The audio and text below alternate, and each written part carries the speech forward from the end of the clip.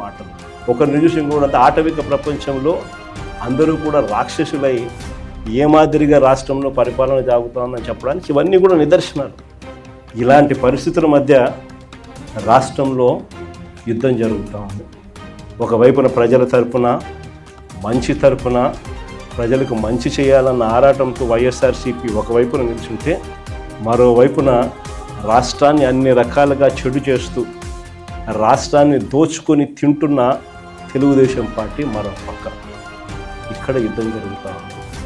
ఈ యుద్ధంలో ఖచ్చితంగా దేవుడు మన పక్షాన్ని నిలుస్తాడు.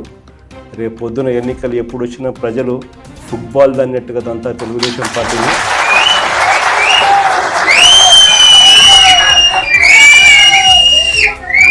సింగిల్ డిజిట్లు కూడా చంద్రబాబు నాయుడుకి రాకుండా ఉండే పరిస్థితి కూడా అతి త్వరలోనే.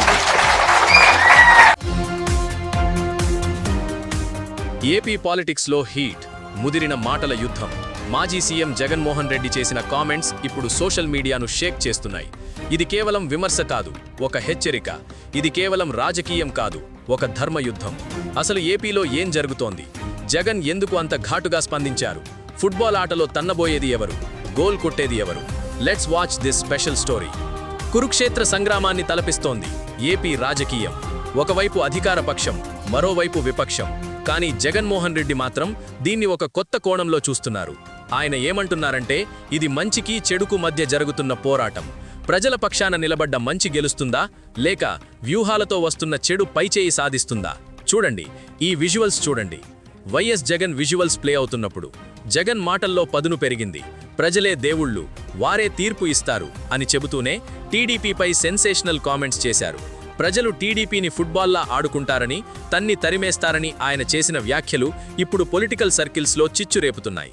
అయితే ఈ ఫుట్బాల్ పాలిటిక్స్లో అసలు ప్లేయర్స్ ఎవరు? పసుపు దళం జగన్ వ్యాఖ్యలపై విరుచుకుపడుతోంది.